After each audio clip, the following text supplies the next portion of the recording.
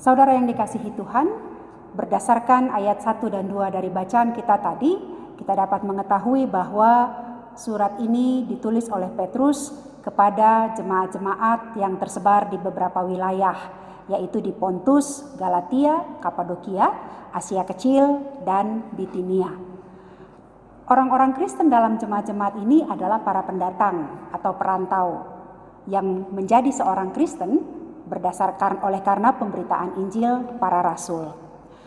Sayangnya, jemaat-jemaat ini mengalami penderitaan akibat penganiayaan, terutama pada masa pemerintahan Kaisar Nero dan Domitianus Agung.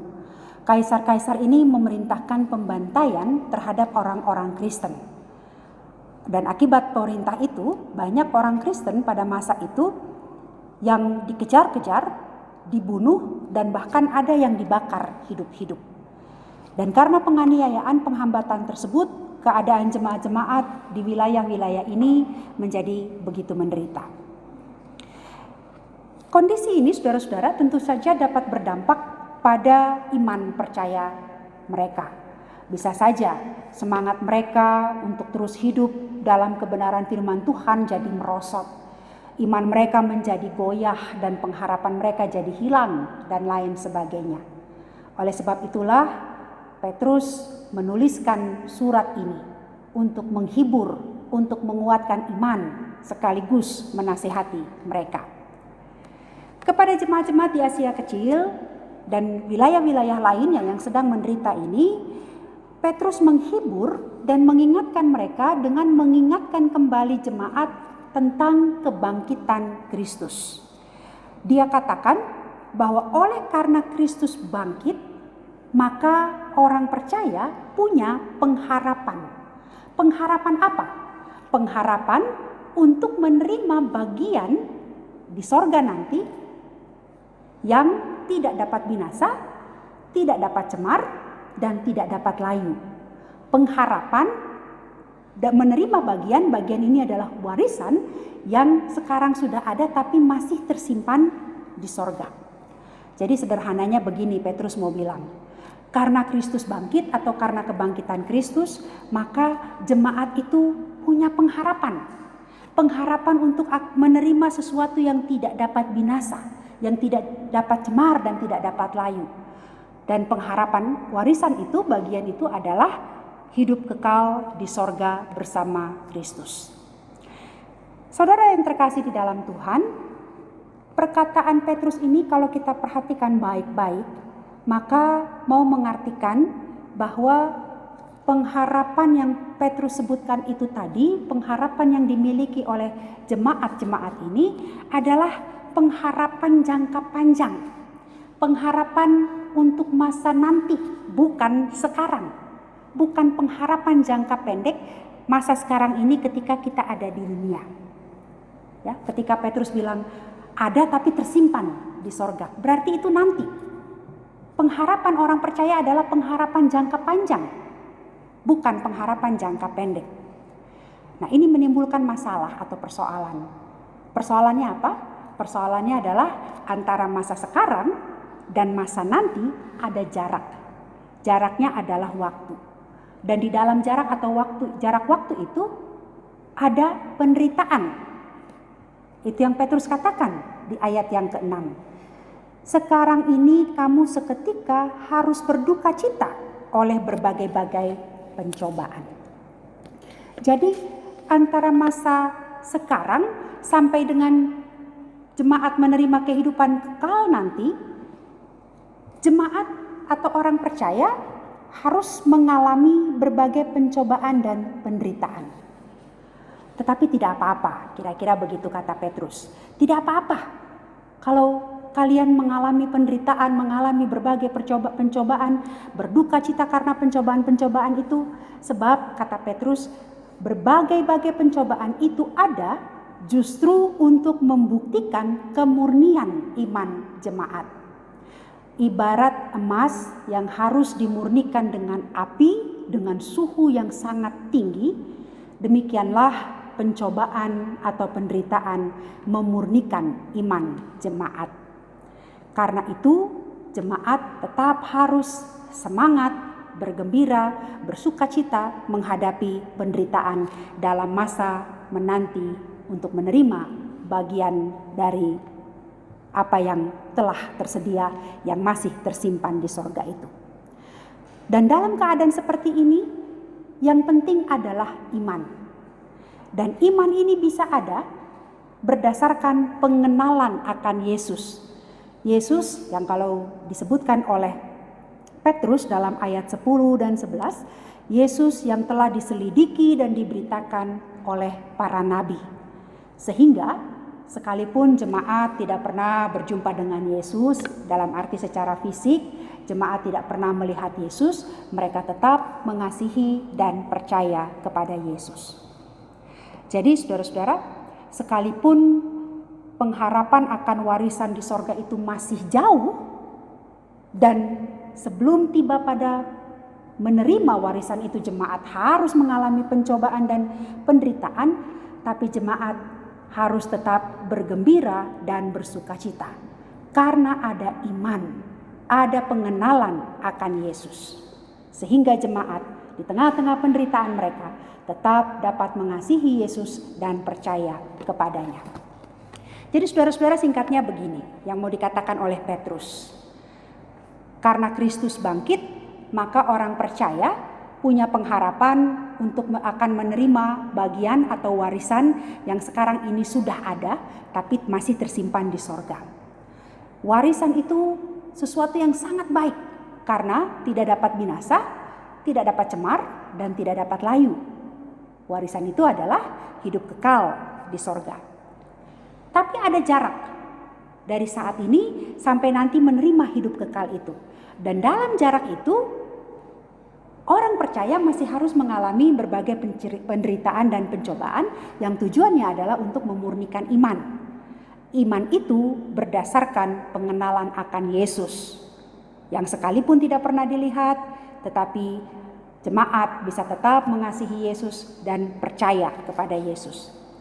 Dan karena itu, selama dalam penderitaan, akibat penganiayaan, akibat penghambatan, Petrus menasihatkan jemaat untuk dapat selalu tetap bersukacita dan bergembira. Jemaat yang Tuhan Yesus kasihi, penghiburan dan nasihat Petrus bagi jemaat-jemaat yang ada di Asia kecil ini menjadi penghiburan dan nasihat bagi kita juga yang hidup saat ini. Nasihat dan penghiburan Petrus ini mau mengingatkan kita juga. Sebagai orang percaya, sebagai gereja Tuhan, di tengah-tengah pergumulan, tantangan, penderitaan kita, apalagi sebagai orang Kristen yang ada di Indonesia, hidup sebagai kaum minoritas, kita juga diingatkan. Supaya kita menjadi orang-orang percaya, menjadi anak-anak Tuhan yang percaya kepada Yesus, tetap percaya kepada Yesus, tapi bukan hanya untuk pengharapan jangka pendek, tetapi kita percaya kepada Yesus untuk pengharapan jangka panjang. Sebab pengharapan jangka pendek itu tidak selalu kita dapat. Maksudnya begini, saudara. Sekarang ini setiap orang, setiap kita pasti punya pengharapan, atau katakanlah punya kerinduan, punya keinginan, punya harapan. Misalnya, saya punya pengharapan bahwa sepanjang hidup saya selalu sehat. Orang lain punya pengharapan bahwa kerja dan usahanya sukses. Yang lain lagi mungkin punya pengharapan anak-anak berhasil.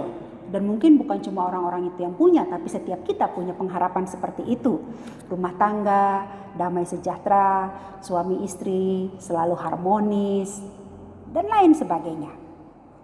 Nah, saudara, itu adalah pengharapan jangka pendek, pengharapan untuk masa sekarang ini. Pada umumnya, ketika pengharapan jangka pendek itu tidak terkabul, orang lalu merasa kecewa. Orang hilang semangat, orang patah imannya. Nah, tapi kalau kita punya pengharapan jangka panjang, maka seandainya pengharapan jangka pendek ini tidak terkabul pun, kita tidak kecewa. Oleh karena pengharapan kita tidak bergantung pada pengharapan jangka pendek, tapi pengharapan kita bergantung pada yang jangka panjang. Apa itu? Warisan di sorga nanti. Jadi kalau kita hanya punya pengharapan jangka pendek, dan ketika pengharapan jangka pendek itu tidak terkabul, kita jadi patah semangat, kita jadi kecewa. Tapi kalau kita punya pengharapan jangka panjang, sekalipun yang jangka pendek itu tidak terkabul, sekalipun ternyata usaha kita gagal, anak kita tidak naik kelas, kita menjadi sakit dan sebagainya, kita tetap punya semangat, kita tetap bertekun, kita tetap tabah, bahkan kita tetap memiliki sukacita yang sejati yang asalnya dari Kristus. Sebab pengharapan jangka panjang, pengharapan bahwa kita akan mengalami hidup kekal di sorga bersama Kristus, warisan yang tidak dapat binasa, tidak dapat cemar, dan tidak dapat layu, itulah yang memberi kekuatan kepada kita untuk berjuang meraih harapan-harapan hidup kita di masa sekarang ini. Karena itu saudara yang terkasih di dalam Tuhan, mari sebagai gereja Tuhan, sebagai anak-anak Tuhan, kita fokus pada pengharapan jangka panjang kita.